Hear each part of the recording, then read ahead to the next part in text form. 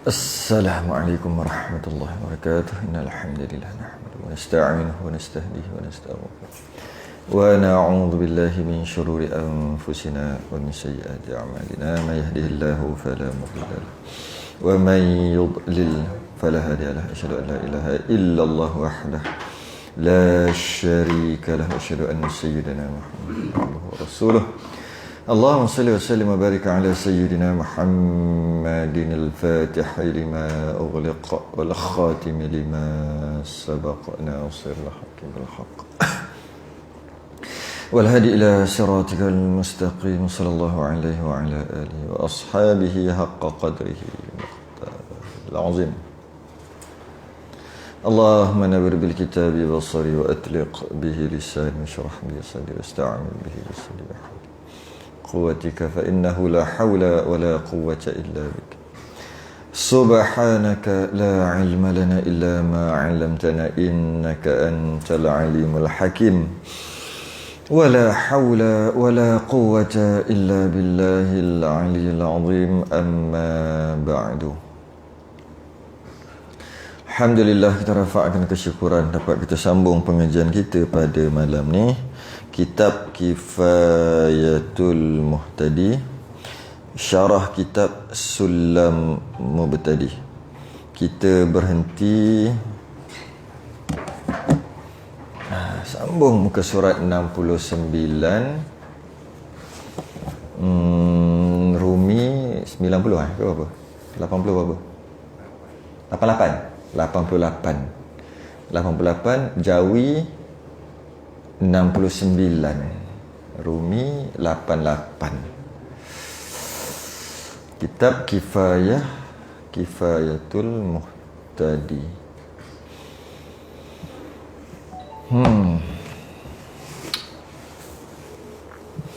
Qala al-mu'allif rahimahullah ta'ala wa nafa'ana wa iyyakum bi'ulumi fid darin. Amin ya rabbal alamin. Fasal baru, faslun. Ini satu ceraian. Ini satu bab lain dah kita masuk, ceraian lain. Iaitu ceraian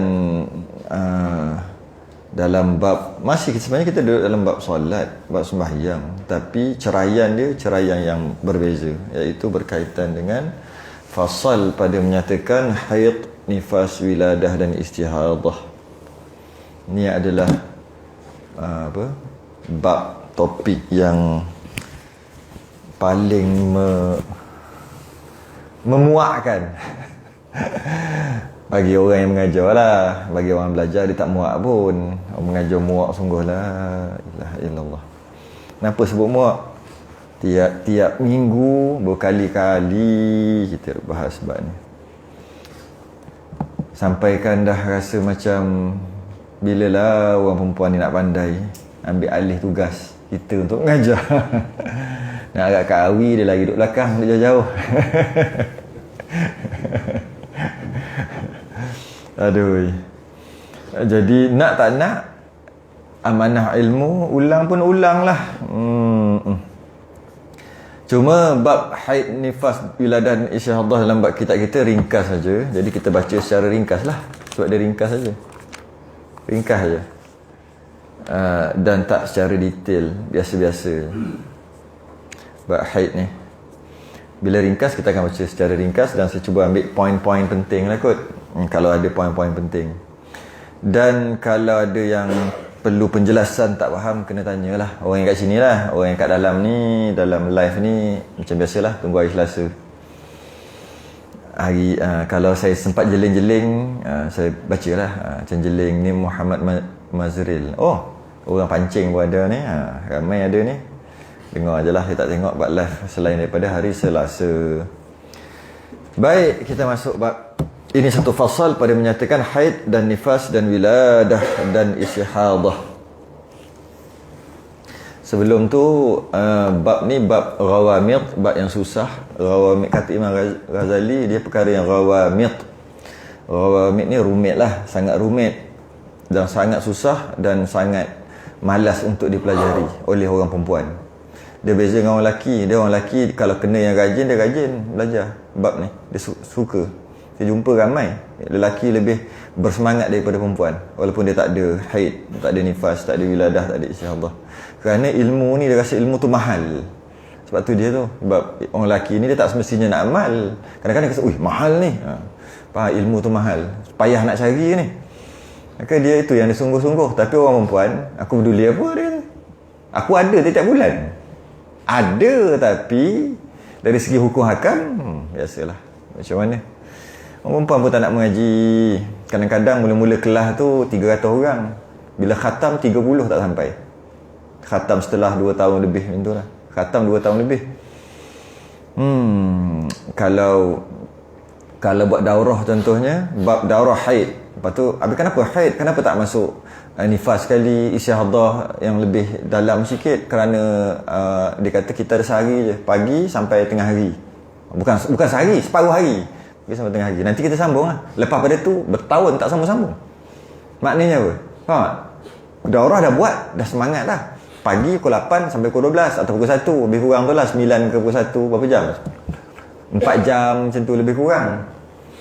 Kenapa buat pendek tu? Sebab orang takut orang banyak-banyak pula melimpah katanya. Ni pengalaman ni. Buatlah daurah kelakar panggil. Daurah setengah hari. Nak faham apa benda ni?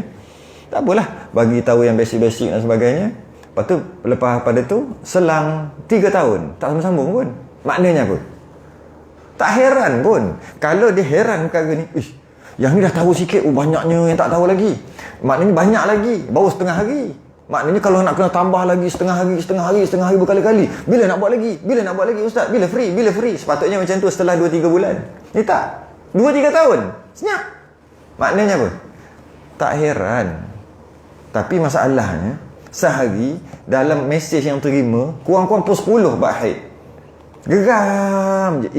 Masa mengaji tak mengaji. Masa ajar kitab tak mau belajar. Tapi tanya soalan-soalan yang kita perlu fikir dan kita perlu jawab menghadap telefon tu untuk type dalam apa? Setengah jam untuk type satu. Kau ingat aku tak ada kerja lain ke? Tapi tak jawab, macam mana dia? Kesian. Inilah orang perempuan. Macam mana? Mengaji tak datang. Ada yang datang tapi ponteng. Tu biasa tu kat mana-mana berlaku. Ponteng. Lepas tu, kenapa saya tak faham, Ustaz? Kan kita dah ajar dalam 3 bulan lepas. 3 bulan lepas pergi kenduri. Loh, dia sanggup nak terdarah makan lagi kenduri. Nak tangkap selfie, nak masuk Facebook berbanding dengan belajar. Lepas tu tak faham. Allah, inilah akhir zaman. Orang perempuan lah ni. Macam mana? Marah-marah nanti kan terus tak datang. Baru cakap kasar sikit tak datang dah. Dah ada dah pun. Itulah. Sedangkan dia perkara rawamid, perkara yang susah, yang sangat susah. Jadi kena bagi fokus lah untuk faham. Cuma dalam kitab kita ni tak detail, jadi saya tak detailkan lah. Saya cuma luaran-luarannya. Macam mana pun yang wajib belajar, orang perempuan dan orang lelaki pun wajib belajar. Kerana dia akan ajar anak dia nanti. Anak perempuan dia kena ajar. Jadi dia wajib belajar juga. Malah dia satu ilmu yang jarang-jarang dibicarakan. Baru kita kata 3-4 tahun ni je baru start dibicarakan di masjid surau. Dulu tak pernah dengar langsung. Nak ada dekat pondok lah. Dekat universiti pun tak bincang. Cuma di sekolah-sekolah tertentu, sekolah-sekolah kerajaan negeri yang saya tahu, macam Johor, memang dia ada belajar. Johor, masa pergi Melaka hari tu, Melaka pun ada ke tengok. Pergi Melaka hari tu, bila saya buat daurah di Melaka, bila buat yang tu, tanya, pernah dengar tak? Pernah. Belajar kat mana? Kat sekolah. Terkejut. Ramai lah masa tu. Tanya, sekolah mana korang ni? Sekolah kerajaan negeri. Ada. Yang tadinya Johor, Melaka, saya tak ingat. Sekali kot. Memang dia ajar. Memang ada silibus ni. Terbaik. Tapi, sistem pendidikan negara kita dengan maksud yang persekutuan ni, tak ada. Tak belajar. Jadi, kena cari, kena belajar. Kerana kita hidup ni nak takwa. Antara ciri-ciri takwa, nak dapat takwa tu, antara ciri-cirinya kena tingkatkan ilmu, tingkatkan iman, tingkatkan amal, baru dapat takwa. Gabungan iman yang teguh, ilmu yang dalam, amal yang kuat, baru dapat takwa. Jadi bila nak dapat takwa, kena selesai perkara tu. Jadi tanpa pengetahuan, ilmu pengetahuan yang lengkap berkaitan dengan haid, nifas, isyaddah, macam mana nak amal? Nak beramal tu, amal tu jadi ganggu. Jadi boleh kita kata tanpa pendidikan bab haid, nifas, istiadah yang sempurna, maka tak boleh dapat takwa. Kasar bunyi. Kasar lah bunyi tu. Tanpa faham bab ni, tak payah mimpi nak takwa. Sebenarnya tak macam tu. Ayat dia kena iman yang teguh, ilmu yang dalam, amal yang kuat. Masalahnya ilmu yang dalam apa tak kerti. Satu dah tak dapat. Amal nak amal macam ni tak kerti. Main amal aja. Jadi macam mana nak dapat iman yang teguh? Tak dapat. Kena sebab takwa gabungan di antara iman yang teguh, ilmu yang dalam dan amal yang kuat. Jadi amal tak dapat ataupun salah beramal, ilmu tak dalam bab ni, maka iman tak teguh. Jadi tak boleh dapat takwa. Tak boleh dapat takwa. Tak payah duduk berlakon mulut, duduk cakap pasal agama, cakap perempuan lah cerita ni. Walaupun kat depan ni lelaki, tapi kira perempuan lah, sama tu. Sebab apa? Bini ada, isteri sama lah, sama je. Jadi bila macam tu, tak payah nak duduk cover lain lah dengan apa, luaran tu. Luar nampak cantik tu. Cantik tu dengan maksud cantik dari segi agama. Tapi sebenarnya tak mengaji pun, malah tak mau mengaji. Ada satu masjid tu di Selangor, dia kata kami tak mengaji bab haid. Siap cakap. Soalnya dia panggil untuk mengajar situ sebulan 2 kali.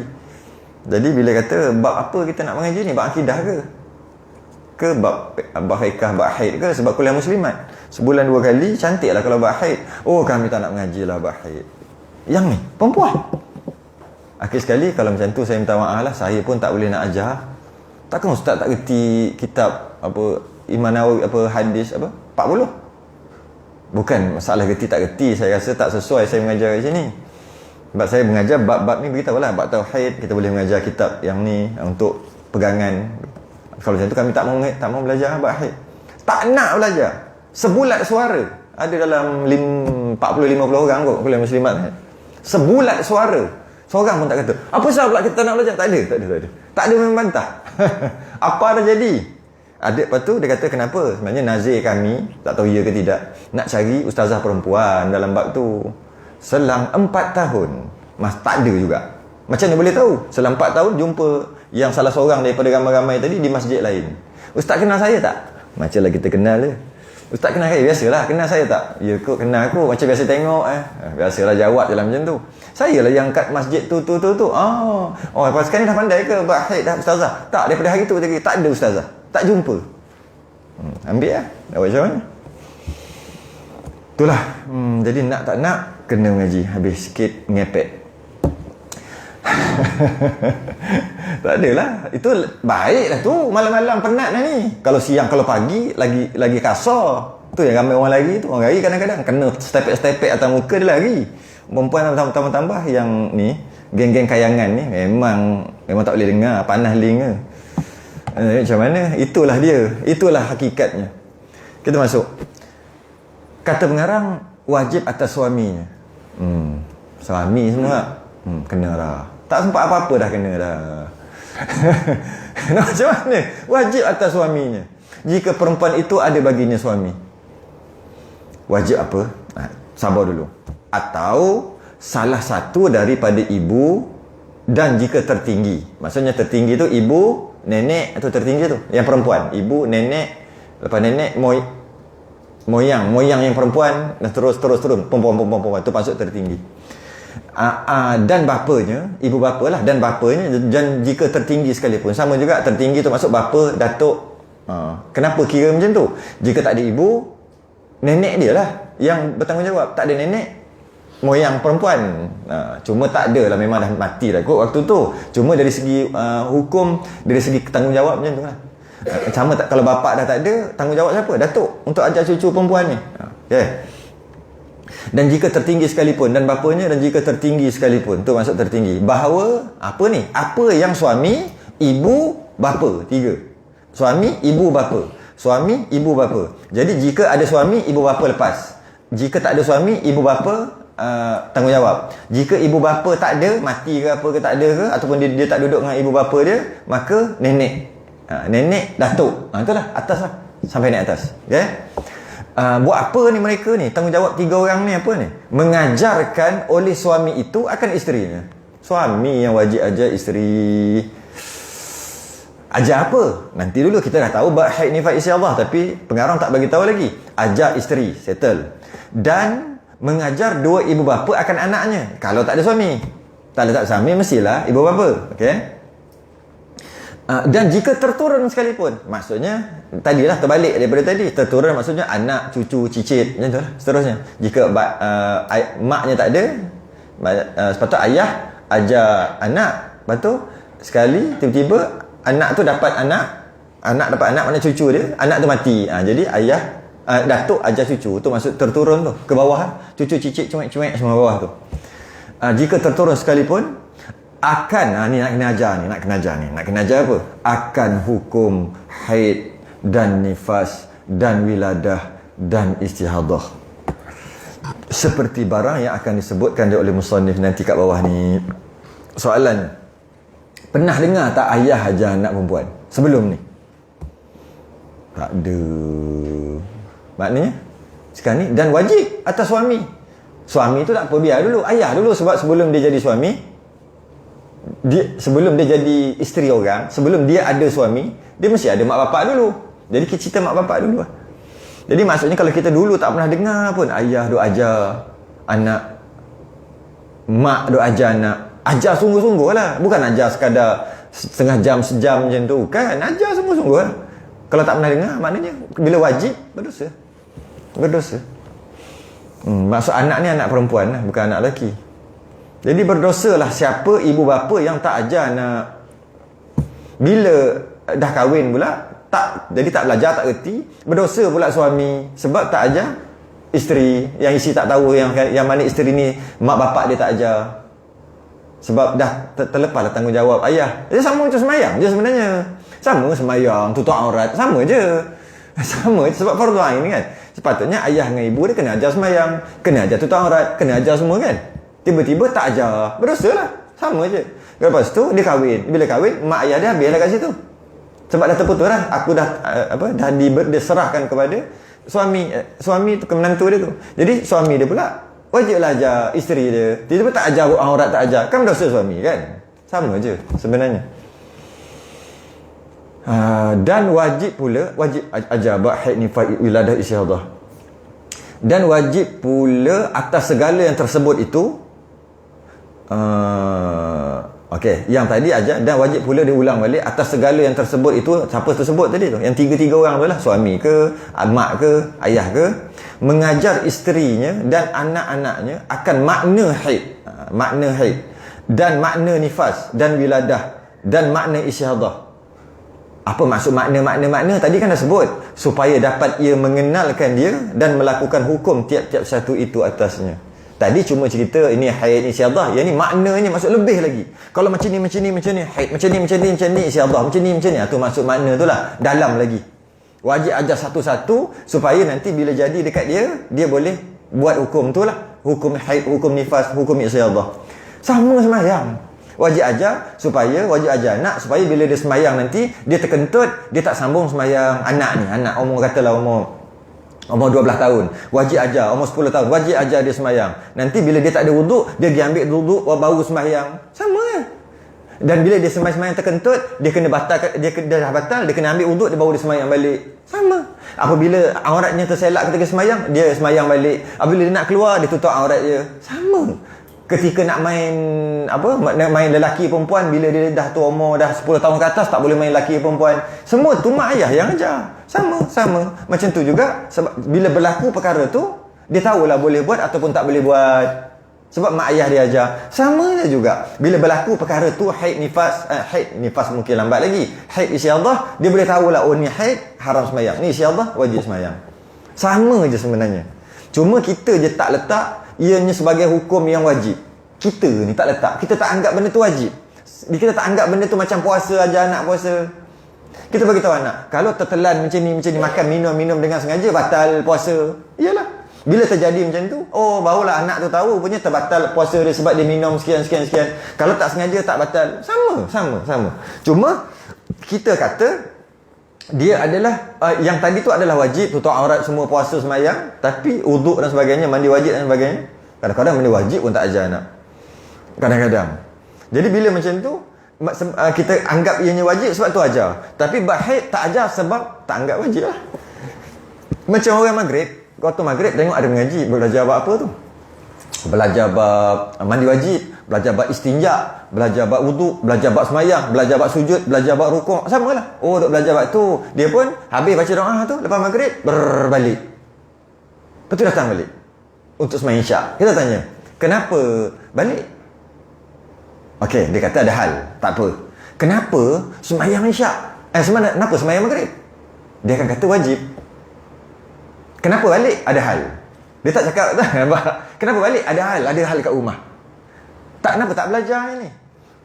Ilmu ni, katalah ilmu yang dia tak tahulah. Kenapa tak datang belajar? Ada hal kat rumah. Tapi kenapa sembahyang maghrib? Wajib. Pak, maknanya apa? Belajar tu tak wajib lah. Sebab tu dia sanggup pergi. Kalau dia kata belajar tu wajib, dia duduk. Macam mana wajibnya sembahyang, macam tu lah wajib belajar. Tapi biasa kebanyakan orang, dia tak anggap belajar tu wajib. Dia tengoklah kalau ceramah tu balik lah. Cerita yang ilmu-ilmu ni lah. Ilmu-ilmu yang penting. Ilmu dia panggil ilmu hal. Ilmu yang nak amal ni sekarang ni.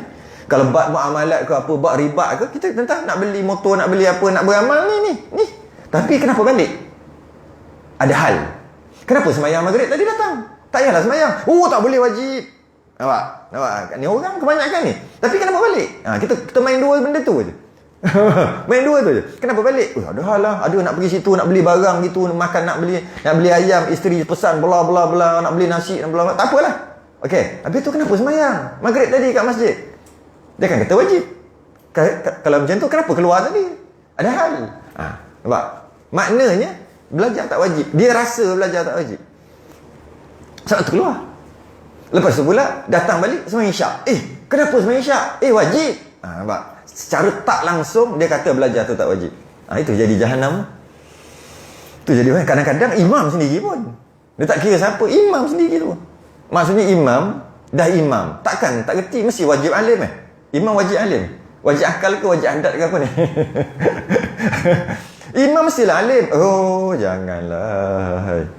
Janganlah. Jadi sebab apa imam tak ada kat situ? Kenapa balik ke, duduk dalam pejabat ke? Tapi kalau duduk dalam pejabat, dengar tak apa. Kenapa tak ada di situ, di majlis itu? Sebab tak bertugas. Macam tu kan? Bertugas dia bukan dengar kuliah. Bertugas dia jadi imam. Nampak kat situ. Akhir sekali, dia anggap tak wajib. Walaupun imam sekalipun. Sebab tu kita boleh tahu, imam faham muafiq masbuk, kita boleh tahu.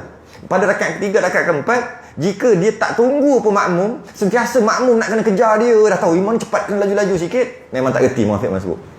Imam tadi, kalau dia tahu benda tu penting, menyebabkan makmum boleh batal, menyusahkan, nak fikir muafiq ke masbuk ke nak ganti, tension, dia akan bagi masa relax. Maksudnya dia akan bunyi yang kat belakang tu sepi, baru dia Allahu Akbar, walaupun dia dah habis baca.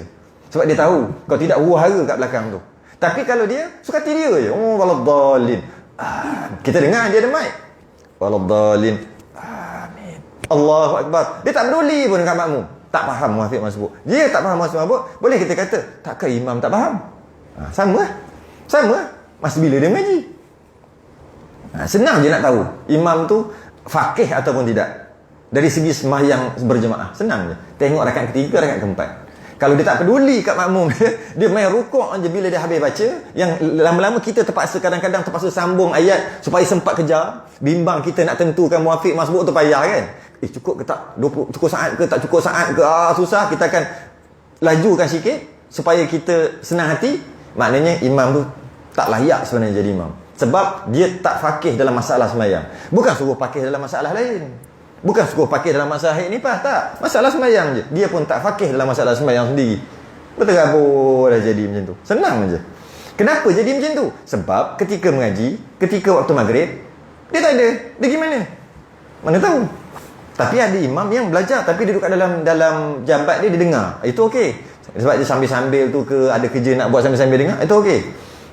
Yang ni yang hilang terus. Time sembahyang je ada. Itu yang kita boleh jadi macam-macam. Itulah samalah keadaannya apabila dia kata Hanifah ni macam tak wajib je. Malah orang perempuan sendiri sekalipun. Dia terasa seolah tak wajib. Dia tak kata tak wajib macam tadi lah, macam maghrib tadi. Kenapa tak duduk dalam kuliah? Ada hal. Tapi kenapa sembahyang maghrib? Wajib. Lepas tu kenapa datang balik sembahyang isyak? Tak payah sembahyang lah. Wajib. Habis kenapa tak ada duduk kat kuliah? Ada hal. Dia nak kata tak wajib tak. Tapi anggap seolah-olah tak wajib. Dia sendiri pun tak, dia rasa dalam hati je tak wajib. Sama lah, belajar bab ni tak wajib. Dia tak cakap, tapi kenapa tak nak belajar bab ni? Ada hal, ada nak pergi situ, ada nak pergi sini. Sama je. Sama. Akhir sekali jadi huru-hara, macam mana nak buat? Akhir sekali tu katanya, takkan dapat takwa orang tak faham haid nifas istihadah. Takkan dapat takwa walaupun pakaian agama sekalipun. Kasar bunyi. Pakaian agama lah. Kalau orang lelaki jubah, serban. Kalau perempuan pakai tudung labuh, pakai itu, pakai ini. Pakai yang ni lah, yang kita tengok tu muslimah lah. Takkan dapat takwa. Tak faham haid nifas istihadah. Takkan dapat takwa. Takkan dapat takwa. Sebab tujuan kita hidup ni nak dapat takwa. Habis. Okey. Sambung apa lagi? Dan sabda Nabi juga betul, yakunu fi akhir zaman ubadun juhalun wa ulama'u fusaqun. Memang jelas-jelas berlaku di akhir zaman ubadun juhalun. Ubad ibadah, orang kuat ibadah, juhal tapi jahil. Memang jadi sungguh. Wa ulama'u fusaqun. Dan ulama' waktu tu fasik. Ulama' pun fasik. Ada? Memang jadi dah sama sekarang. Memang jadi dah. Mana ni? Okey. Dapat mengenal ia dan melakukan hukum tiap-tiap satu itu atasnya. Bahasa mudahnya, bila jadi tahu dia nak buat apa. Tu bahasa mudah dia. Bila jadi je, oh okey, dah tahu nak buat. Bila jadi. Bila tak perlu dia terhegeh-hegeh nak cari orang, nak fikir apa semua, tak payah. Sebab dia dah belajar siap-siap. Yang paling cantik ajar anak ketika umur 9 tahun. Itu paling cantik. 9 tahun dah ajar anak. Ayah ajar anak. Sebab tu 9 tahun dia masih lagi tak malu dengan ayah dia. Tak berapa lah lagi. Tapi kalau dah umur 12 dah mula malu-malu dah. Dah ada dah kat situ. Jadi kalau 9 tahun, 10 tahun dah ajar, 11 tahun biasanya pandai Dah pandai dah. Walaupun tak sedalam-dalamnya, tapi basic tu dia dah ada. Dia pernah dengar tamyiz, dia pernah dengar manik, dia pernah dengar dari segi beza sifat darah, luput syarat tamyiz, adat dia biasa dengar. Minimum. Cukup lah tu. Lepas tu carilah yang sungguh-sungguh. Ayah kena ajar. Kalau ayah tak nak ajar, dia boleh pass dekat anak dia. Boleh. Dia pass dekat isteri dia. Isteri akan ajar anak dia. Boleh. Tapi dengan syarat, isteri tu kena tahu lah juga. Dan kalau dia tak boleh, dia boleh paskan dekat ustaz-ustazah. Boleh juga. Sama lah macam sembahyang. Dia tak nak ajar anak ni, dia boleh suruh orang lain ajar. Sama je sebenarnya. Wa yas'alunaka 'anil mahid qul huwa adha. Mereka itu ayat Quran yang berkaitan dengan haid. Mereka bertanya tentang haid, Baqarah ayat 222. Qul huwa adha, katakanlah ianya kotoran. Fa'tazilun nisaa fil mahid. Fa'tazilun nisa, maka hendaklah jauhkan diri daripada wanita fil mahid wala taqrabuhunna hatta yatahurna.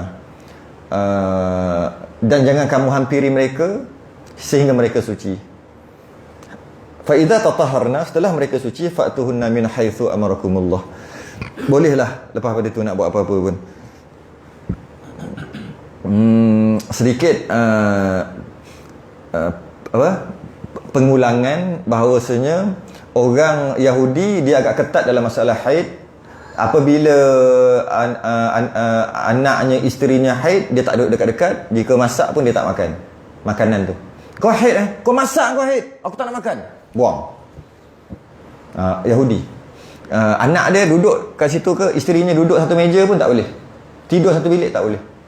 Dia agak keras. Ini yang ortodok. Dia bukan yang apa baru ni. Yang baru ni rasanya bantai je kot. Tak tahulah. Yang baru ni yang asal. Ortodok yang lama. Yang pakai kepiah pun macam kita, tapi cotek kat sini. Apa nama kepiah dia tu? Nak sama lah. Kalau tengok nak sama. Lepas tu janggut pula. Jenis janggut. Kan? Macam nak sama orang Islam. Sesemayang dia pun hampir-hampir nak sama. Dia panggil Yahudi ortodok. Yahudi asal yang pegang dengan Taurat. Yang dia kata Taurat. Padahal dah ubah sikit. Tapi dia masih lagi berpegang dengan Taurat. Kebanyakannya Taurat pun dia tak pegang. Taurat yang palsu tu pun, yang dah tambah-tambah tu pun dia tak pegang dengan itu. Yang ni walaupun dah ubah, dia pegang juga. Kira yang ini bukan dia berpegang dengan Taurat asal. Memang tak ada dah pun. Taurat yang telah diubah pun dia tak berpegang. Tu yang Yahudi yang ni lah, yang baru-baru ni. Orang Yahudi dia sangat ketat berkaitan dengan haid. Dia akan reject anak isteri yang haid. Apa-apa tak boleh dekat langsung. Malah bercakap pun kalau benda penting-penting je. Nasrani pula dia tak ada apa, tak ada pantang larang. Haid ke tak haid ke, bantai aja, sama aja. Melampau ke situ pula. Yahudi ketat sangat. Nasrani, Kristian bantai aja. Islam duduk kat tengah-tengah, ada boleh, ada tak boleh. Tu. Sebab tu turunnya ayat apabila sahabat tanya kat Nabi, turunnya ayat wa yas'alunaka 'anil mahiyid. Jadi kena mengaji bab ni secara formal, bukan mengaji macam secara apa, tak formal bukan. Keluar mak dia panggil, mak tolong mak. Biasa macam tu lah. Budak Allah ni habislah, matilah. Biasa kalau tak ajar awal-awal budak jadi gitu. Kau kena beritahu awal-awal. Masa umur 7 tahun dah beritahu ulang. Kalau tidak, bila keluar umur 10 tahun 11 tahun dia jadi macam habislah, matilah mak, tolonglah mak, berdarah-darah dah ni. Dia akan jadi macam tu. Jadi bila dia macam tu, mak dia pun ajar, yang itu ambil ni, pakai dia, cara dia macam ni. Habis tu tak boleh sembahyang. Kalau ada keluar tak boleh sembahyang. Tunggu berhenti, nanti lepas berhenti kena mandi, lepas tu sembahyang. Tu je. Biasanya ajar sekat tu je. Habis. Oh boy, senang je. Tak payah bawa kitab lah. Kitab apa setakat gaji ngajar. Tapi macam tu habis kat situ lah. Lain kali, kenapa tak sembahyang? Cuti. Sembahyang cuti. Macam tu aje. Kadang kalau lebih sikit dia ajar. Tapi kena tunggulah 24 jam. Kalau lebih sehari semalam, baru dia haid. Kalau tidak, kena qada sembahyang tu. Lepas tu pula, jangan lebih 15 hari. Kalau lebih yang 15 hari tu, bukan haid dah, istihadah. Stop kat situ. Satu hal lagi tu. Situ pun ada juga, ajar kat situ je. Tu lebih sikit. Itu pun menyebabkan jadi salah faham. Sedangkan, kena mengaji secara formal. Secara ada kitab, ada sandaran.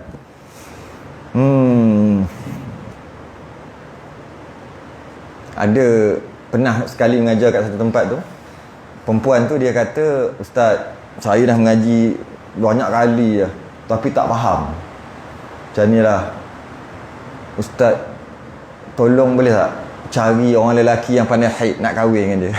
Malah nak belajar, nak bagi tahu tak nak belajar, tapi dia dah cuba dah 12-an dah cuba belajar, tapi tak faham.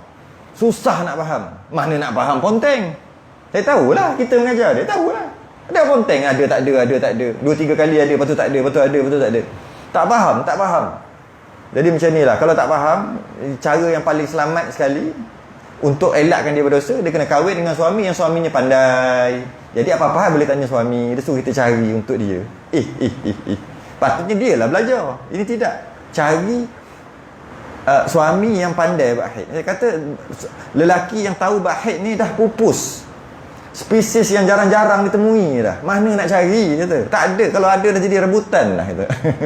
Tak ada, tak nak kena mengaji. Kena. Mujur dia tak offer kita. Kalau tidak lain jadi. Dia nak cakap. Aduh. Habis. Maka bermula masuk kita. Kita luaran je. Kalau nak yang dalam, kena tanya. Dalam baru saya masuk. Kalau tidak, saya tak. Luaran aja. Ni kita luar je, tak masuk dalam. Nak masuk dalam, kuliah muslimat, kitab Sabilul Mu'tadin. Masa tu baru masuk dalam. Ni di luar-luar sahaja. Maka bermula erti haid itu darah yang keluar. Darah yang keluar daripada pihak atas tempat peranakan perempuan. Okey, kat situ dulu. Bermula haid, erti haid. Haid adalah darah. Pertama dia darah, dia bukan cecair yang macam lendai-lendai, bukan. Dia adalah darah, tu yang pertama. Secara automatik akan datang dia masuk lagi. Bila sebut darah, dia ada 5 color. Sebab darah dia ada 5 color. Hitam, merah, coklat, setengah kitab dia tulis kuning keemasan. Tapi setengah kitab kata coklat, yang nombor 3. Lepas tu kuning, lepas tu keruh, 5 warna. Jadi bila sebut erti haid itu darah yang keluar. Bila sebut darah, kalau kita tukar ayat, haid adalah warna hitam yang keluar. Darah lah tu, warna hitam yang keluar, maka dia adalah haid. Boleh kita kata warna merah yang keluar, boleh kita kata warna coklat yang keluar, boleh kita kata warna kuning yang keluar, boleh kita kata warna keruh yang keluar. Keruh ni warna tanah. Masuk keruh tu warna tanah. Qudrah. Ambil tanah, ambil kain putih, ambil tanah macam tu, gosok dengan tangan tanah, ambil kain putih, letak, perang, tu warna tu. Warna tanah. Jadi lepas dah faham macam ni, tak adalah soal. Tak ada soalannya ni. Saya keluar ustaz, tapi keluar warna sekadar ada warna stain dia panggil. Bahasa dia orang panggil stain. Macam kotor-kotor aje. Tak adalah soalan. Sebab apa? Dah beritahu darah tu ada 5. Jadi tak payahlah nak tanya. Hei ke tak? Dia tak keluar mengalir. Dia cuma sekadar macam ada je, macam kotor je. Stain dia panggil. Kotor-kotor. Warna tanah macam tu aje. Tak payah tanya. Sebab darah ada 5.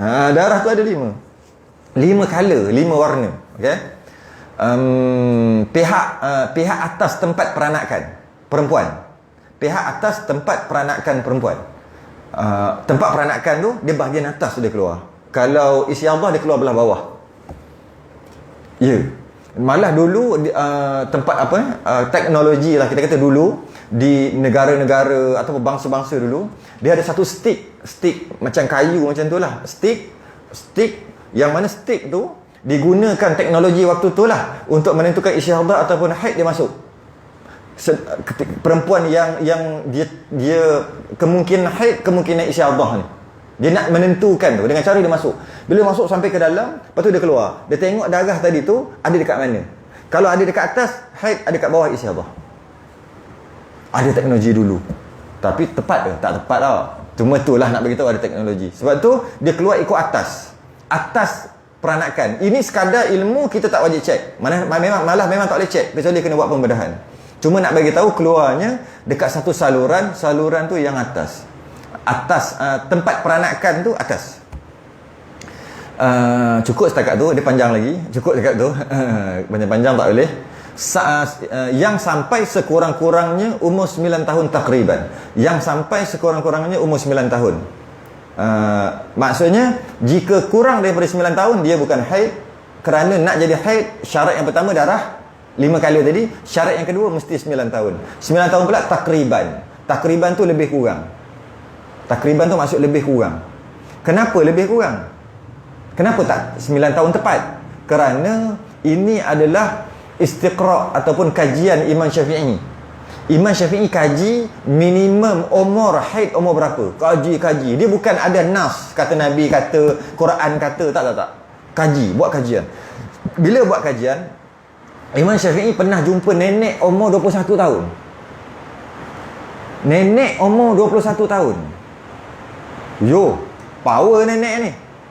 Macam mana dia jadi 21 tahun?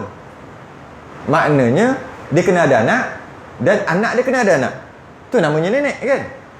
Jadi macam mana boleh jadi macam tu? Dia jumpa, Imam Syafi'i jumpa seorang nenek umur 21 tahun. Bila tanya bila dia kahwin umur 9 tahun lebih. 9 tahun lebih. Kahwin. Masa tu tanyalah dah keluar haid ke tidak? Nak kahwin ataupun nak tamkin, nak serah anak kepada suami dia, wajib dalam keadaan dah haid. Kahwin dibenarkan kurang daripada 9 tahun, dibenarkan. Tak ada haid pun boleh kahwin. Kecil-kecil Allah hai pun boleh kahwin lah. Siapa yang boleh kahwin? Wali hanya 2 je. Ayah dia, kalau tak ada ayah dia, datuk dia. Hanya tu je boleh jadi wali. Abang tak boleh, anak saudara tak boleh, pakcik tak boleh, semua tak boleh. Sedangkan kita tahu wali boleh kan? Wali boleh semua tu. Jika tak ada kan. Tapi wali ni, wali dari segi nak mengahwinkan anak yang belum baligh, belum keluar haid ni, anak perempuan ni, nak jadi wali, dia tak boleh wali lain. Dia boleh ayah je. Dia kan datuk kalau ayah tak ada. Okey. Dan bila kahwin, dia ada satu istilah dia panggil tamkin ataupun serah perempuan tu kepada suami dia. Boleh serah pada suami dia hanya apabila haid. Tak keluar haid tak boleh serah. Walaupun bini aku mana tu? Alamak, 8 tahun bini kau. Boleh. Tapi tak boleh serah, haram serah, tak boleh. Tamkin dia panggil. Jadi maknanya sekurang-kurang serah ketika haid, maknanya umur sekurang-kurang 9 tahun lah. 9 tahun takriban. Jadi dia dikahwinkan umur berapa? Kahwinkan umur 9 tahun. Tu nenek tadi. Dan bila kahwin umur 9 tahun, umur 10 tahun tu umur 9 tahun, lepas tu mengandung lebih kurang umur 10 tahun lebih-lebih macam tu, melahirkan. Anak dia perempuan. Dan kemudian anak tu pula besar-besar, umur 9 tahun keluar haid balik. Lepas tu kahwin lebih kurang lah, kahwin umur 10 lebih kurang macam tu, dapat anak lagi. Jadi kalau kita kira lebih kurang 20 hingga 21 tahun. Kalau 20 tahun yang disebut kat sini, apa 21 tahun tu dah jadi nenek, 21 tahun Qamariyah ya, bukan 21 tahun Syamsiah. Dengan maksud kalau kita lebih kurang hampir-hampir tak sampai 21 tahun, baru 20 tahun. Nenek dah umur 20 kalau kita convert Masihi. Nenek umur 20. 20 lebih-lebih sikit. Jadi maknanya bila macam tu, bila dia tanya dari segi ketepatan, bila betul ke bila keluar haid, bila bermula keluar haid, berapa purnama yang dia mana ada tarikh yang tertentu waktu tu, dia agak payah nak tentukan. Akhir sekali Imam Syafi'i dapatlah tarikh dia, tapi tarikh tu tak boleh yakin 100%. Sebab dia bukan kira saya ingat saya keluar haid pada 7 Zulkaidah. Kalau macam tu mudah lah. Mana orang ingat waktu tu? Dia kata jadi bila kerana tak tepat kat situ tu, maka Imam Syafi'i letak takriban, iaitu lebih kurang. Sebab tu jadi dia tak tepat, lebih kurang. Dan lebih kurang tu dalam masa 15 hari. Ada tulis kat dalam? Tak ada tulis. Maksud takriban tu kurang 15 hari. Masuk hari ke-16 tu maksudnya dia dah tak boleh. Jadi macam mana?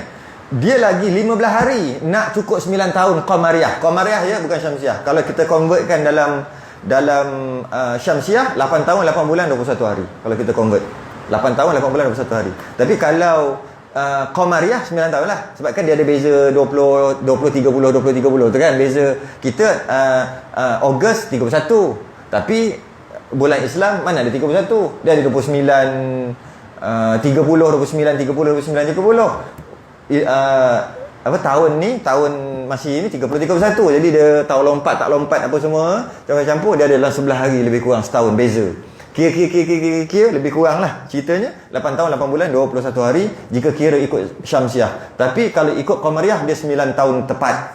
Dan bila dia lagi 15 hari nak 9 tahun Qamariyah, 15 hari lagi nak 9 tahun Qamariyah, keluar darah. Dia tak cukup 9 tahun lagi.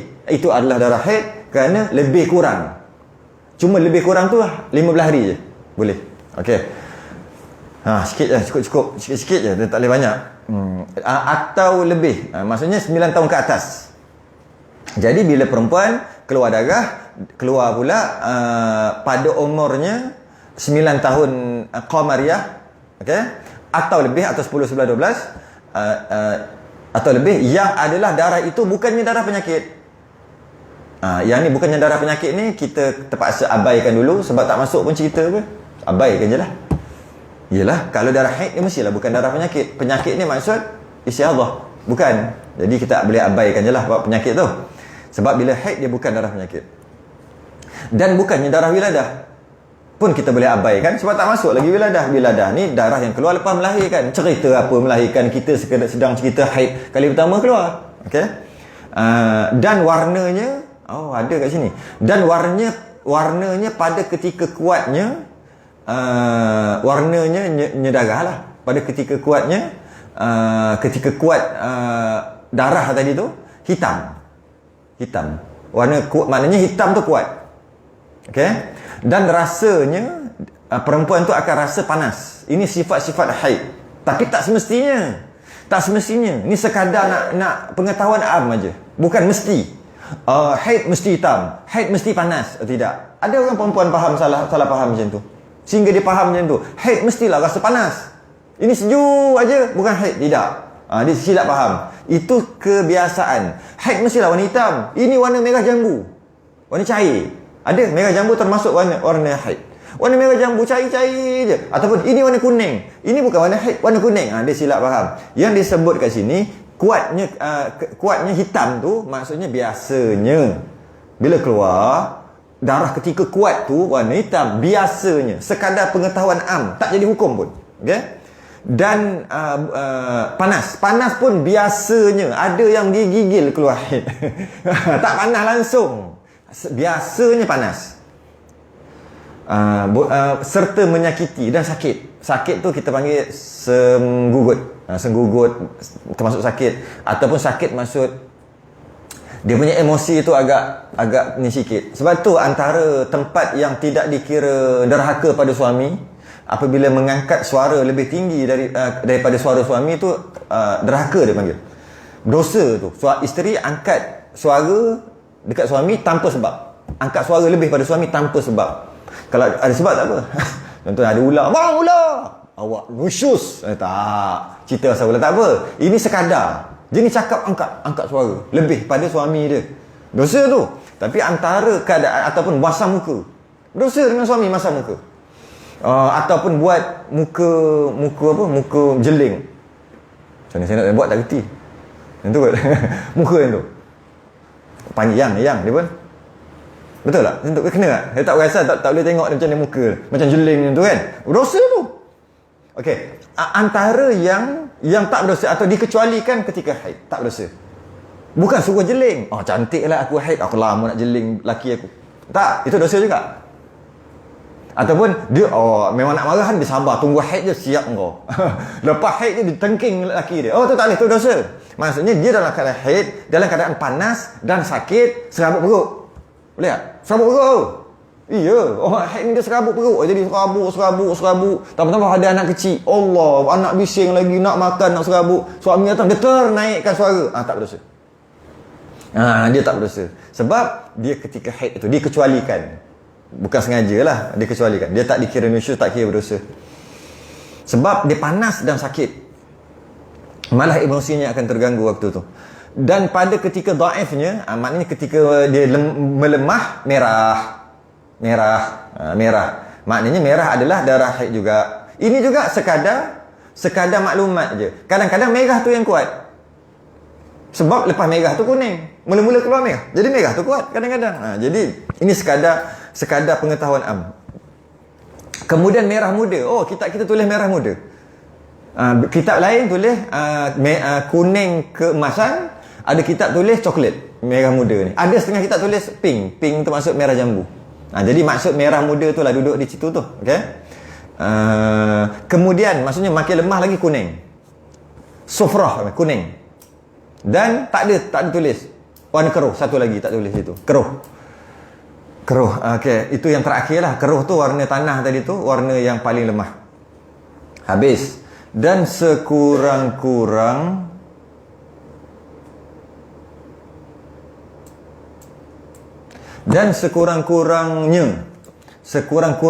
maksud sekurang-kurangnya haid berapa dari segi jangka masa, sekurang-kurang masa keluarnya, sehari semalam. Masa keluar tu sehari semalam paling kurang, iaitu 24 jam. Samalah sehari semalam dengan 24 jam, tapi yang lebih tepat adalah 24 jam, bukan sehari semalam. Sebab sehari semalam dia mudah untuk salah faham. Yang paling cantik, paling tepat adalah 24 jam tu lah. Tu sekurang-kurang haid 24 jam. Dan sebanyak-banyaknya 15 hari. Maksimum 15 hari. Dan ditambah lagi 15 malam. Tapi yang paling tepat adalah 360 jam. Itu paling tepat. Tak percaya kali 24 kali 15. Saya dah kira banyak kali Memang jadi 360. Itu paling tepat. Sebenarnya sama je. Kalau nak kira lagi tepat, kira dalam minit. Berapa puluh ribu minit kali 60 lagi. Kali 60 lagi kan. Nak kira saat, kali lagi 60. Tak adalah. Sampai cukup lah sekadar jam 15 hari, 15 malam. Okey. Dan jikalau tiada berturut-turut keluarnya sekalipun. Dia bukan berturut-turut. Tak berturut-turut. Maksudnya on off. Ada tak ada. Kalau ada tak ada ni, kita ambil 24 jam tu lah. 24 jam, iaitu contohnya dia hari ni 5 hari. Lepas tu tak ada tu maksud kalau sehari 24 jam, 5 jam ada, maknanya 19 jam lah tak ada. Payah kira 5 jam, kira 4 jam lah senang. 4 hari tu 4 jam. Lepas tu 20 jam tak ada. Tak ada lah. Esok tu 4 jam lagi. Sebab apa saya sebut 4 jam? Nak bagi mudah kira je. Kadang-kadang 7 jam, 8 jam kan payah nak kira, kena ada whiteboard pula. Jadi nak kira mudah, kita ambil 4 jam. Hari ni 4 jam. Maknanya 20 jam tak ada lepas tu. Esok 4 jam lagi keluar. Lepas tu 20 jam tak ada. Lepas tu tulat 4 jam lagi. Lepas tu 20 jam tak ada. Lepas tu pandai pula dia kan. Hari kata 4 jam. Lepas tu 20 jam tak ada. Faham tak? Ada on off. Maknanya tetap juga dicampur. Kena campur. Campur tu maksud hari pertama 4 jam kan. Hari kedua berapa jam? Hari kedua 4 jam. Jadi 8 jam. Hari ketiga 4 jam. Campur.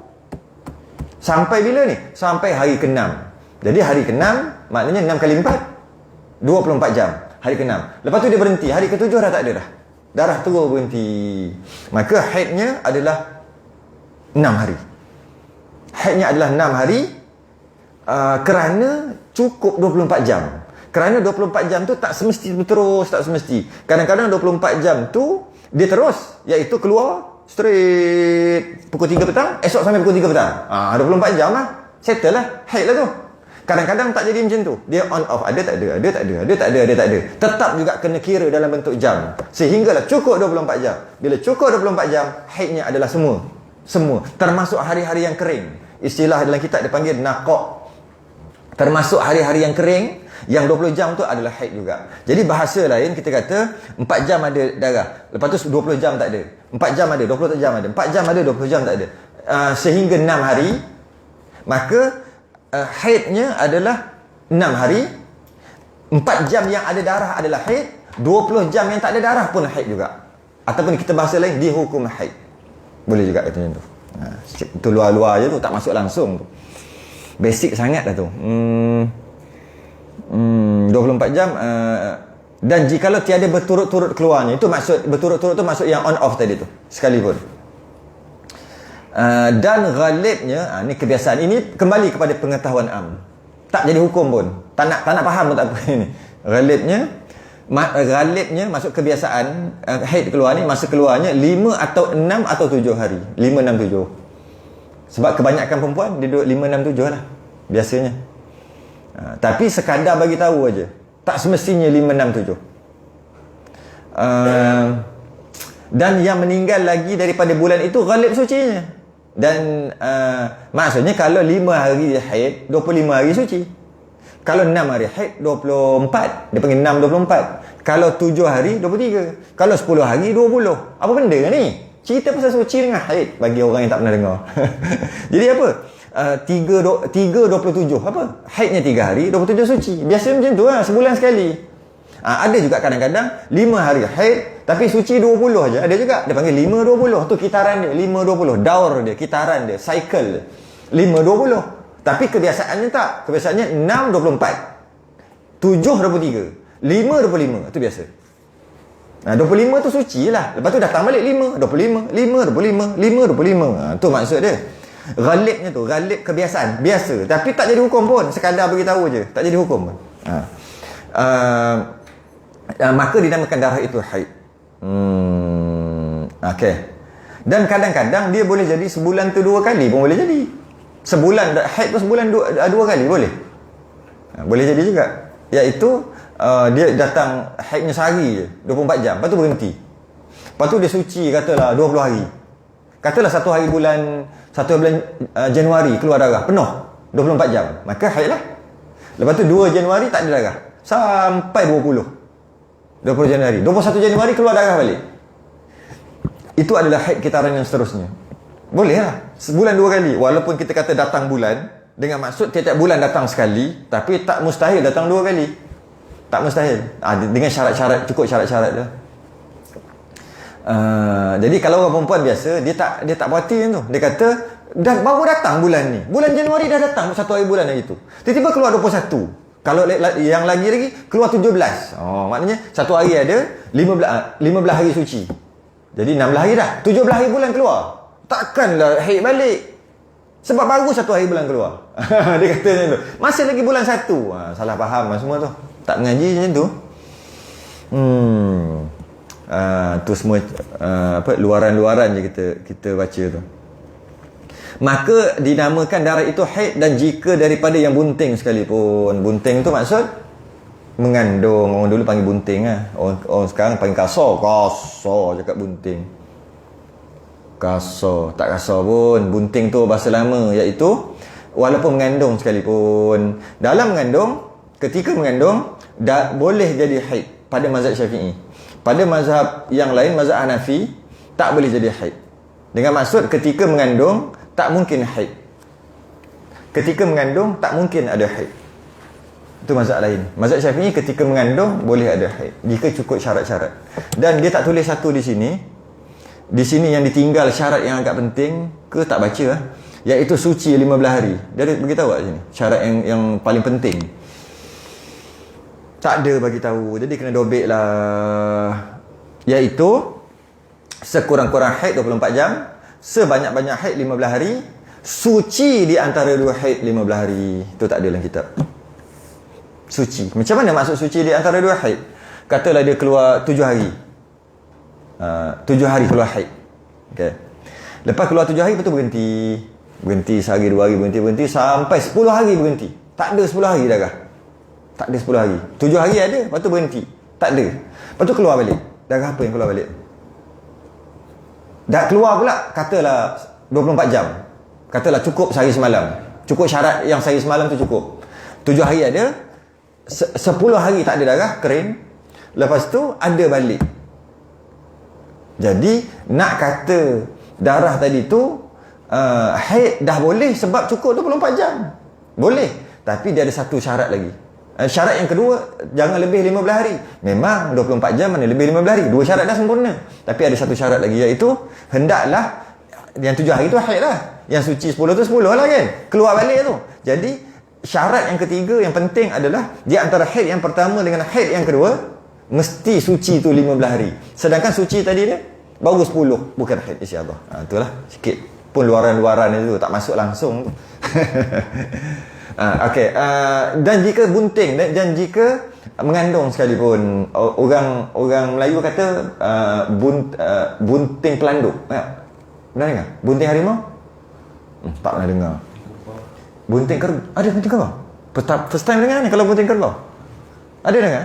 Kalau katalah tengah mengandung tu keluar darah. Lepas tu orang tu kata, oh bunting kerbau, bunting kubah tu. Macam gitu. Okey tak? Ada lama. Ha? Lama. Mengandung tu lama. Extension of time. Oh, itu cerita mengandung lama. Nak kata bunting, jenis-jenis bunting. Bukan. Salah faham. Oh, kalau bunting lama dia panggil kalau mengandung lama dia panggil bunting kerbau ataupun mengandung kerbau. Oh mana? Orang Kelantan mana panggil kerbau? Kubah. Kacau molek wah. Kita bunting kubah. Kubah bala. Tak. Kubah je. Tambah-tambah lah pun tak. Itu kalau mengandung lama. Kalau mengandung lama. Kita bukan bahas sebab tu lah. Kita cerita pasal tengah mengandung keluar darah. Apakah istilah orang Melayu panggil? Itu yang orang Melayu dia panggil, yang paling terkenal adalah bunting pelanduk. Itu paling terkenal. Bunting pelanduk tu. Jangan risaulah, bunting pelanduk. Orang tua dulu cakap. Dan antara juga ada yang cakap bunting harimau. Dan ada juga istilah yang orang tua cakap cuci muka. Cuci muka. Bunting pelanduk, dia cakap sekadar istilah iaitu mengandung keluar darah. Kalau zaman sekarang orang panggil apa? Bleeding. Orang putih lah sekarang ni. Dah kena jajah kita kan dengan British.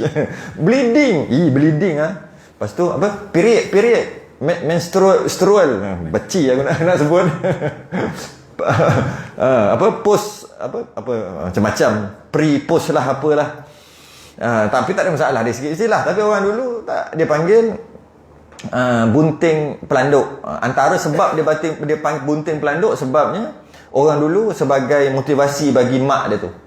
Waktu tu lah motivasi bagi maknya, bagi yang mengandung tu, supaya bila disebut pelanduk ni pertama susah nak dapat pelanduk ni. Jadi bila kata bunting pelanduk, anak aku ni rare. Itu satu. Mak dia faham macam tu. Sesuai lah waktu tu. Sekarang tak sesuai. Sekarang guna istilah tu tak sesuai. Dia fikir, bila nak kena pergi doktor, bila anak aku makan tahi lah, terbelit tali pusat lah, anak kecil lah. Tu sekarang. Dulu tak ada anak kecil, anak makan tahi, tak ada istilah tu. Jadi bila mengandung, dia akan jadi takut. Ibu ni akan jadi takut. Sudah biar macam mana lah. Bila sebut bunting pelanduk, maka dia akan, pelanduk ni rare, jarang-jarang. Anak aku hebat macam pelanduk, jarang-jarang. Yang kedua, pelanduk ni lincah. Maknanya anak aku terlalu lincah dalam perut, sebab tu ada menyebabkan darah tu keluar. Lincah tu maksud sihat. Jadi lega tak mak? Lega mak, anak aku sihat sebab keluar darah. Tu motivasi orang dulu punya motivasi. Orang sekarang punya motivasi macam mana? Berdarah tu bahaya tu, anak kandungan lemah tu. Dia down dengan lagi mak dia. Dia down dengan kandungan lemah tu, nanti boleh gugur tu. Oi, tak boleh tu, kena pergi, tak boleh bergerak. Dia dah lah, orang tu dah menggigil lah. Lagi menggigil lah. Tu motivasi orang dulu lah, cara orang dulu. Kenapa bunting harimau? Sebab harimau tu Yang pertama, pelanduk tu memang ketika bunting keluar darah. Tu memang, sebab tu dia istilahkan tu. Memang keluar darah.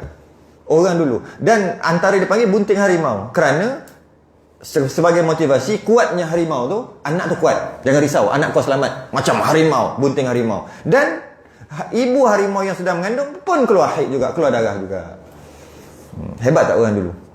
Harimau pun dia tahu ada haid. Kita harimau pun dia tahu ada haid. Kalau dia nak pergi noreh getah ke, nak pergi cari tongkat ali ke, kacip timah ke, nak cari dalam hutan, tengok-tengok atas daun ada darah, dia patah balik. Oh, tak boleh ni. Ada harimau bunting, garang dia lain macam sikit, patah balik. Sebab dia tengok dia ada dua benda. Satu, susu atas daun. Yang kedua, darah atas daun. Dia balik. Kalau susu atas daun, maksudnya harimau menyusu, harimau yang ada anak. Kalau ada darah, harimau sedang bunting. Yang mana harimau ni kadang-kadang dia terpaksa perah susu dia untuk bagi anak dia minum. Sebab anak dia tak boleh direct. Sebab lidah anak dia sangat kasar. Bila sisak banyak lama sakit. Jadi mula-mula tu okey lagi, lama-lama dia perah. Wallahualam dia perah macam mana. Tu tanya harimau lah. Cuma yang penting atas daun tu akan ada susu. Yang mana anak dia akan jilat tu susu tu nanti. Biasanya dah besar sikit lah. Bukan yang baby tu dah besar sikit. Masa baby tu taklah tajam sangat lidah dia. Bila besar, lidah menyebab hakis dekat puting mak harimau tadi terhakis, bulu-bulu dia jadi sakit, pedih. Jadi dia nak bagi anak dia lepas gian lah, lebih kurang macam tu, dia perah. Dia perah macam mana tak tahulah. Macam mana, pakai mesin ke, pakai apa ke, pakai pump ke, tu tak tahu. Bunting. Kenapa kata cuci muka? Kerana sama juga waktu tu, seolah-olah macam anak dalam tu, dia duduk cuci muka dia. Bila cuci muka dia, anak nanti keluar comel. Orang dulu cukup dah faham dah. Orang-orang dulu kan, orang perempuan dulu 300-400 tahun lepas, guna istilah tu dah lega dah. Oh, anak aku keluar nanti comel. Dia semangat lah. Tu je lah antara. Sebab tu istilah-istilah tu digunakan. Dia panggil bunting. Jadi ketika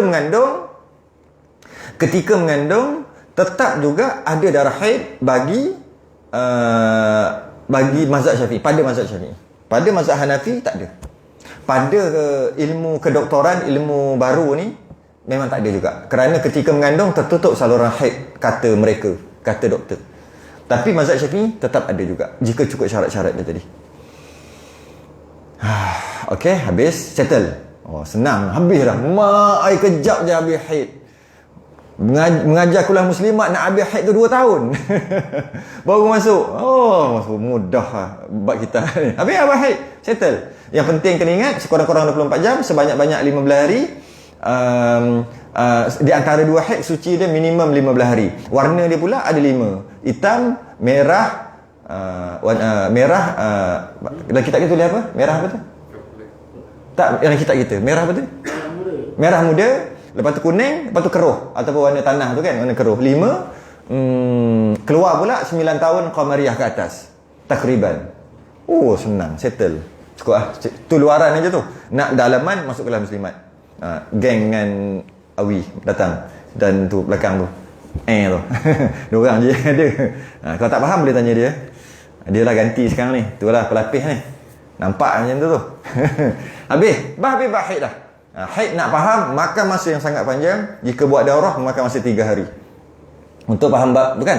Bab haid nifas dan istihadah, untuk faham makan masa 3 hari. Itu dalam keadaan cakap laju-laju tak boleh kejap. Ulang boleh. Kalau ulang je tak cukup dah 3 hari daurah. Tapi kalau belajar secara berkala, tiap-tiap bulan, sebulan 2 kali, 3 kali macam tu, makan masa hampir 2 tahun hingga 3 tahun untuk faham bab haid nifas ni. Okey, dan erti nifas, masuk nifas. Terus masuk nifas. Pukul apa dah? Habiskan teruslah kot. Dan erti nifas itu boleh masuk bab lain nanti tak? Tapi macam panjang juga. Tak boleh juga habis ni. Dan erti nifas itu darah yang keluar daripada faraj perempuan. Kemudian masuk selepas daripada selesai keluar anak, sempurna keluar anak. Jadi darah nifas adalah darah nifas, nafas. Keluar nifas, keluar nafas. Sama tu. Nifas, nun, fasin. Nun baris bawah, fa baris atas, sin mati. Nifas. Kalau nun tu baris atas, nafas. Jadi keluar nifas. Kenapa nama nifas? Sebab keluar nafas. Dengan keluar nafas, selepas keluar nafas, keluarlah darah. Darah ni panggil darah nafas. Tapi tak sesuai. Letak darah nifas baris bawah. Jadi keluar nafas pun keluar anak lah, keluar nyawa. Apabila anak tu keluar tapi tak sempurna keluar. Darah yang keluar bukan nifas. Setengah keluar ni, tiba-tiba tersekat. Kaki tak keluar lagi. Darah yang keluar banyak ni bukan nifas. Sebab darah nifas, darah yang sempurna keluar anak tu. Kalau ada 2 orang, anak satu keluar. Ke ada kat bawah ni ya? Tak ingat. Kalau anak dah keluar, lepas tu ada anak seorang lagi dalam perut, kembar dia, darah 2 keluar ni, itu bukan darah nifas. Bukan. Kerana tak sempurna habis, tak habis keluar lagi. Okey. Keluar pula dekat faraj perempuan, kemudian selepas daripada selesai keluar anaknya hingga 15 hari. Hingga 15 hari, maka jika ada keluarannya kemudian daripada lalu masa tersebut adalah darah, bukan darah nifas. Hingga 15 hari. Hingga 15 hari ni. Kalau belah, biasanya belah dia tak keluar terus. Belah ni maksud scissor kan? Scissor. Keluar ikut tingkap. Orang dulu panggil keluar ikut tingkap. Kalau keluar ikut pintu, keluar normal. Keluar ikut tingkap, keluar ikut pembedahan ni lah. Keluar ikut bumbung. Mana keluar ikut bumbung? Anak hilang. Dia panggil keluar ikut bumbung. Pernah dengar anak hilang? Dengan besar-besar tiba-tiba hilang kan? Panggil keluar kot bumbung. Keluar kot tingkap, dia panggil pembedahan. Keluar kot pintu, normal. Okey, kalau biasanya keluar kot tingkap ni, buat pembedahan, biasanya dia tak keluar terus. Jika lepas buat pembedahan, keluar darah. Bukan keluar darah kot atas tu. Keluar kot atas tu bukan nifas.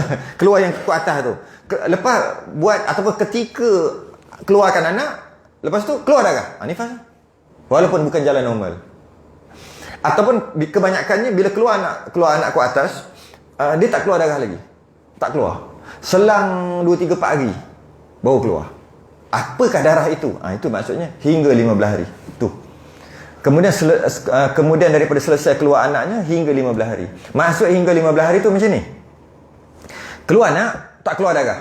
Kita ambil normal dulu. Normal keluar anak tapi tak keluar darah. Jarang-jarang berlaku. Katalah jadi.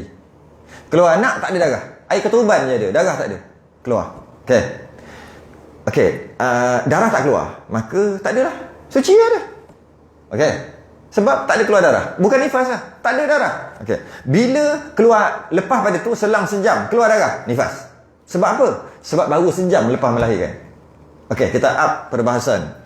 Keluar anak normal, tak keluar darah, memang tak logik, tapi buat hukum. Selang sehari, esok tu baru keluar darah. Darah yang keluar tu adalah nifas kerana sehari baru. Itu maksud 15 hari tu. Kita up lagi. Beranak normal. Tak keluar darah. Kalau keluar darah nifas lah, tak keluar darah. Selang 10 hari baru keluar darah. Anak umur 10 hari baru keluar darah. Darah apa yang keluar tu? Nifas. Sebab tak sampai 15 hari tu hingga 15 hari tu. Okey. Lagi, ujung lagi. Keluar anak, lepas tu tak keluar darah. Hari ke-15 baru keluar darah, nifas. Sebab masih lagi dalam 15 hari, 360 jam, masih lagi. Okey. Keluar anak, tak keluar darah. Hari ke-16 baru keluar darah, bukan nifas dah. Iaitu darah itu adalah darah haid yang keluar tu kerana lepas beranak, melahirkan, hingga keluar tu ada suci 15 hari. Maka hari ke-16 keluar, darah yang keluar tu adalah darah haid. Dan kena kiralah darah haid buat kiraan haid. Jadi itu masuk 15 hari. Jadi kalau kata pembedahan, biasanya 3-4 hari baru keluar. Buat pembedahan, tak keluar anak, tak keluar darah, anak dah keluar, maka dia dipanggil suci, wajib mandi, nama mandi dia wiladah. Itu pun kita akan bahas sebab tu nanti. Kemudian dia kena semayang, kenapa lah? Sebab tak ada darah. Selang 3 hari keluar darah. Darah tu apa? Nifas. Sebab tu tak sampai 15 hari suci yang tadi tu. Okey. Maka jika ada keluarnya kemudian daripada lalu masa yang tersebut 15 hari tadi tu, adalah ia darah haid. Cakap awal-awal dah tadi, darah haid, kan? Bukannya darah nifas. Dan tiada bagi dia nifas, tak ada nifas lah. Habis, tak ada nifas, tak ada lah. Okay? Dan jika keluar ia dahulu daripada lalu masa 15 hari, sebelum 15 hari keluar, macam kita bahas tadi, sebelum suci tu tak sampai 15 hari keluar, okay? Maka daripada waktu itu dimulakan segala hukum nifas. Itulah nifas. Okey. Yang lagi akan datang, akan cerita nanti. Yang lagi akan datang. Masa bila dia cerita? Dah habis dah, tak ada ni. Tak apalah. Maksudnya waktu itu dimulakan segala hukum nifas yang lagi akan datang. Mungkin boleh kita kata macam ni lah. Lepas pada tu dia kena mengamal lah hukum-hukum nifas, berapa hari nifas dan sebagainya. Okey. Maknanya tak boleh sembahyang apa lah. Dan masa suci dahulu daripada keluarnya itu tiada nifas padanya. Maksudnya suci.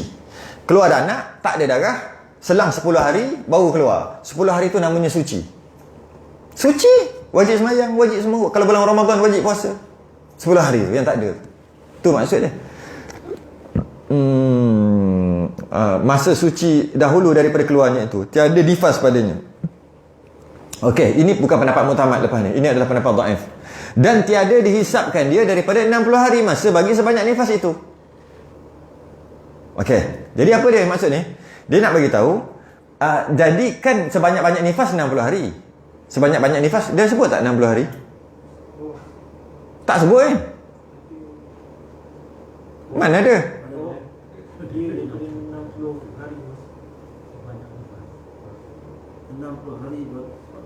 Mana 60 hari? 60 hari sambung lah. Tak. Oh, dia baru bagi tahu kat situ. Sepatut bagi tahu awal-awal. Maksudnya maksimum nifas 60 hari. Sekurang-kurang nifas tak bagi tahu pun. Satu lahzah, 1 detik, 1 saat. Ada kat mana? Bawah lagi. Bawah lagi, tunggu dulu kan tu. Okey. Tiada nifas baginya dan tiada dihisapkan dia daripada 60 hari. Maksimum nifas 60 hari paling banyak. Dia kata, jika tak keluar darah, katalah 10 hari kita ambil contoh, baru keluar. Dia kata kat sini, tiada dihisapkan dia daripada 60 hari. Maksud jangan tolak 60 hari. Bermula sehari tu hari ke-11. Maknanya, daripada sejak melahirkan, nifas dia habis hari yang ke-70. Faham? Sepatutnya nifas maksimum 60 hari. Tiba-tiba melahir-lahir tak ada darah. Setelah 10 hari, hari ke-11 baru keluar darah. Itu adalah hari pertama nifas. Jangan lagi sebab ini bukan pendapat muktamad. Ini yang tak pendapat yang muktamad ni. Jadi nak kira macam mana ni? Kira 1 hari lah. Maksimum nifasnya hari yang ke-60 dengan maksud keseluruhan tu hari yang ke-70 lah. Sebab dah 10 hari kosong dah kat sini. Dia kata situ. Daripada 60 hari masa bagi sebanyak nifas itu. Maknanya 10 hari keluar, itu adalah suci. Keluar darah, dia adalah nifas. Lepas tu maksimum nifas 60 hari. Jadi kalau maksimum nifas dia masa anak dia umur 70 hari. Pendapat yang muktamad bukan? Tidak. Ini bukan pendapat muktamad. Pendapat yang muktamad dia kira dalam 60 hari. Maksudnya 10 hari tak ada darah. Hari ke-11 ada darah, itu adalah nifas, tapi maksimum nifasnya cuma 50 hari je. Sebab dikira 60 bermula melahirkan, bukan bermula daripada keluar darah. Itu pendapat yang muktamad dalam mazhab Syafi'i. Bermula kiraan nifas adalah melahirkan. Jika dia tak keluar 10 hari, memang dia bukan nifas. Memang bukan nifas pun sebab memang tak ada darah. Dia suci. Tapi hari ke-11 tu adalah nifas, cuma nifas dia bukan maksimum 60 dah, 50 aja. Sebab 10 hari dah tak ada darah tadi tu. Tapi pendapat yang dalam kitab kita tidak. Dia kata 10 hari tu kira okey lah. Cuma kira yang pertama adalah hari yang ke-11 tu adalah hari pertama nifas, maksimumnya 60 hari. Dengan maksud maksimum keseluruhannya 70 hari. Jadi itulah khilaf dia. Khilaf tu. Khilaf habis. Dan harus bagi suaminya bertamatuk dengan dia pada ketika belum keluar darah itu. Suami dia boleh bersedap-sedapan, boleh berjima. Bengong gue lah. Boleh lagi. Memang boleh. Maksud boleh tu tak berdosa. Tak berdosa. Tak haram. Halal. Ketika melahirkan, sehingga kalau contoh 10 hari tadi itulah. Jadi maksudnya tak ada masalah nak buat anak ni kat situ. Yang ini yang boleh jadi masalah nifas jadi apa? Macam mana? Dia tiba-tiba dia bersetubuh waktu tu kerana jadi anak. Maksudnya jadi persenyawaan kat situ anak. Lepas tu bila jadi anak macam tu, macam mana tah? Macam mana ada keadaan yang tertentu nifas dia tu dia jadi problem sikit. Sebab dia boleh mengandung kat situ. Itu kita akan bahas tu detail sangat lah. Saya tak payah masuk kot. Jadi kalau nak tu boleh. Mutamatuk tu maksudnya bersenang lenang. Boleh. Berjimak boleh. Ketika 10 hari tu. Tak ada orang buat macam ni. Tapi dari segi hukum je lah. Nak beritahu boleh. Dan wajib diqadakkan sembahyangnya pada masa itu. Kalau tak sembahyang. Tak sembahyang wajib qadak lah. Kalau tak sembahyang. Kalau sembahyang nak qadak apa? Habis. Oh, bawah tu. Maka sekurang-kurang nifas. Maka sekurang-kurangnya, nifas tu kadar 1 titik. 1 titik tu, setitik lah. Bahasa yang paling mudah, janji ada. Yang namanya ada, tu cukup lah. Ada tak? Setitik ada. Bukan setitik, setengah titik pun boleh. Dah nama ada. Ataupun 1 lahzah. 1 lahzah ni 1 saat. 1 detik. Tek. Berhenti. Cukup lah tu. Nifas lah tu. Sedangkan haid paling kurang 24 jam. Nifas paling kurang janji ada. Kalau bahasa dulu dia panggil seperludah. Bahasa dulu.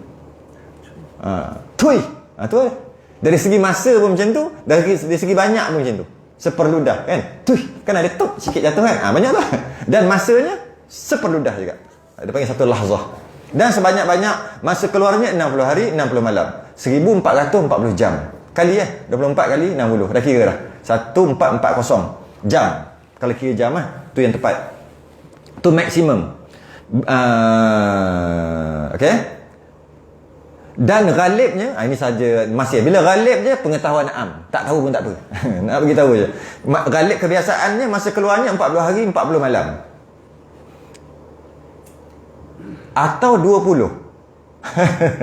40 lepas tu atau 20. Atau lebih kurang. Main tak payahlah nak cakap. Lebih kurang tu lah.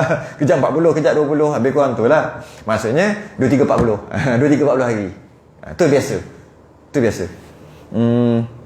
Maka sekaliannya diketahui dia dengan istiqra'. Sama istiqra' tu kajian Imam Syafi'i. Istiqra'. Semua tu tahu dengan kajian Imam Syafi'i je. Bukannya dalam Quran, dalam hadis ada. Tak ada. Ada pun tak lengkap. Ada pun ada sekadar je. Jadi nak kena buat kajian. Jadi Imam Syafi'i pun buat kajian. Sebanyak-banyaknya 60. Sekurang-kurang 1 lahzah. Kebiasaannya 20, 30, 40. 23, 40 hari malam. Itu tu. Jadi kalau nak pantang 40 hari ke, nak pantang 60 hari ke, nak pantang 100 hari ke, nak pantang 6 bulan ke, ada orang pantang 6 bulan. Ada. Nak pantang lama mana pun suka hatilah pantang. Tapi sembahyang bukan ikut pantang Sembahyang ikut darah berhenti. Bukan ikut pantang. Ini tidak pantang berapa? Pantang 60 hari. 60 hari tak sembahyang. 20 hari, hari ke-21 darah dah kering. Pantang. Dikata pantang. Jadi tak sembahyang. Sembahyang pantang, dia tu darah. Ada darah pantang sembahyang. Tak ada darah wajib sembahyang. Dia main pantang. Habis yang pantang 60 hari boleh? Boleh. Pantang 6 bulan pun boleh. Pantang apa? Pantang makan yang suka-suka hati tu lah. Pantang buat kerja berat, pantang keluar rumah. Tu boleh lah. Pantang tu setahun pun boleh. Suka hati nak pantang macam mana. Tapi pantang sembahyang tak boleh. Pantang sembahyang darah. Tak ada darah, tak ada pantang lah. Walaupun 3 hari berhenti. Itulah nifas. Wajib sembahyang. Habis pantang kan. Pantang makan, pantang lain, pantang laki nak dekat. Shhh, jauh-jauh. Tu pantang tu. Bukan pantang sekali dengan sembahyang, dengan puasa. Tidak.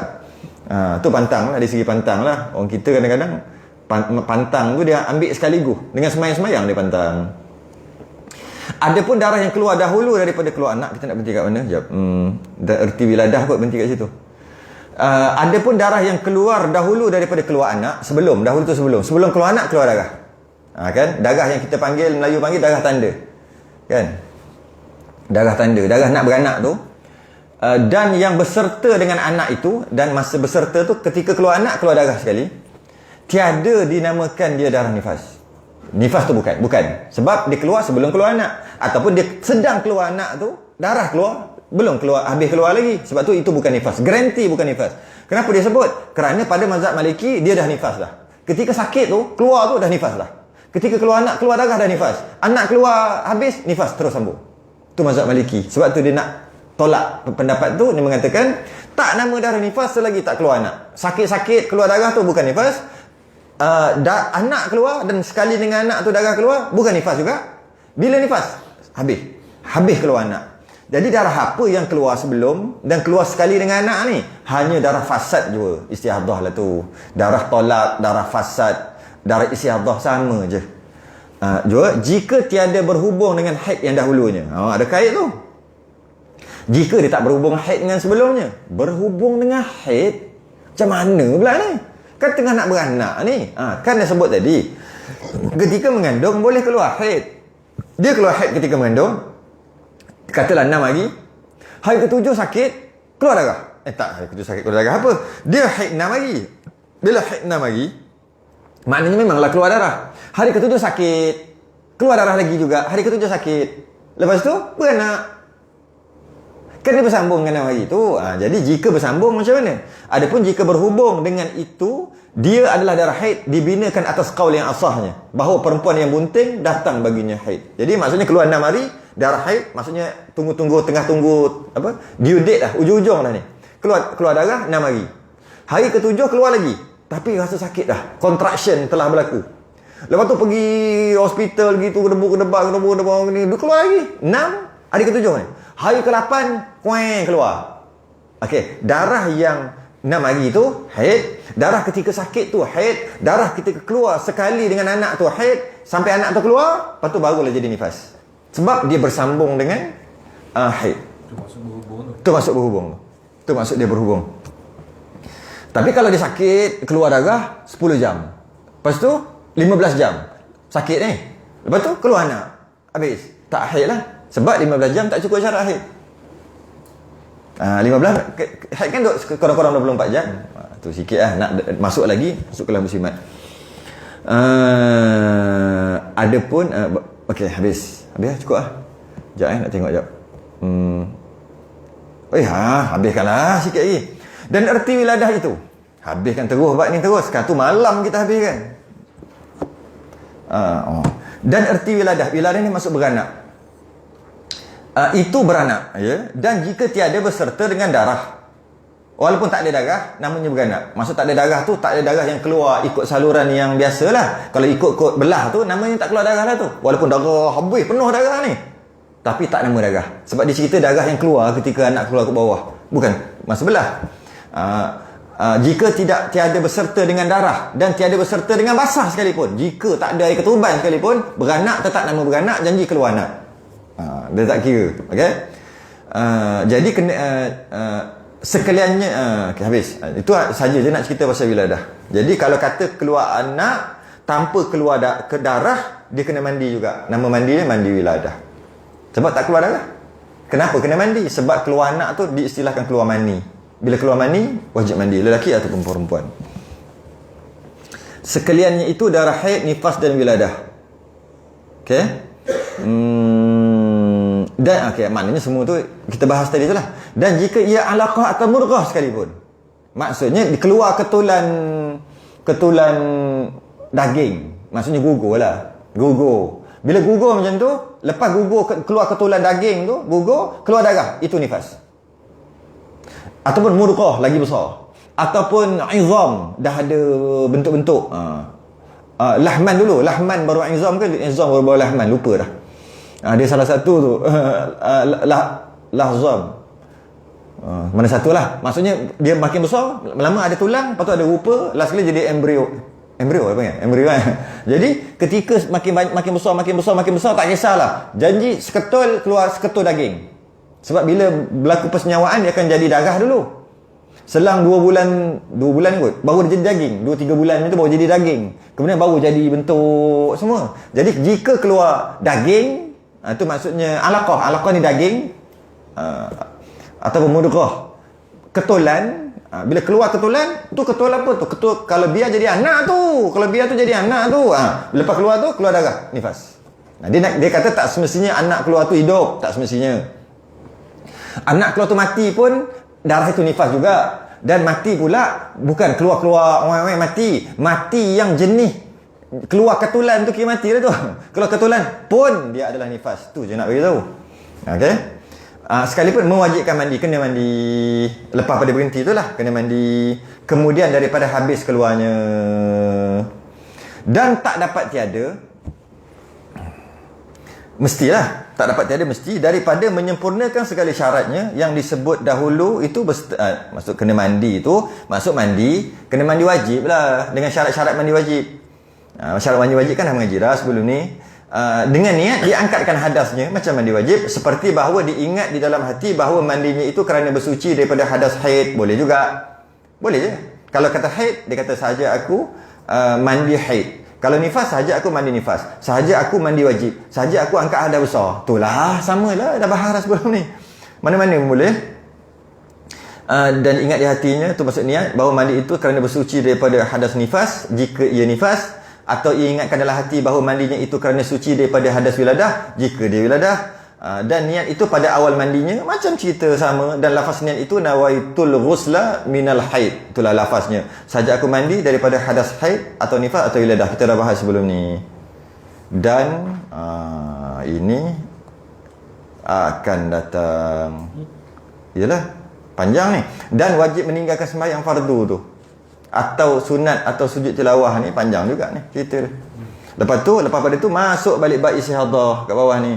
Dan erti istihadah tu darah penyakit yang keluar. Kemudian bawah habis. Maknanya sekali lagi habis ni.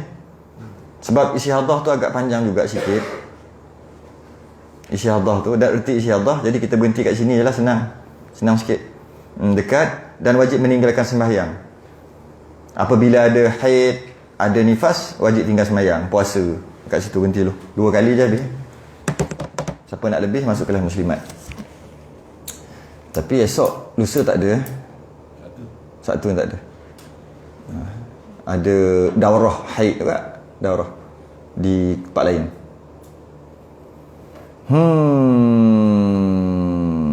Wallahu a'lam. Tangguhlah, kita sudah ingin tasbih kafarah. Subhanallah.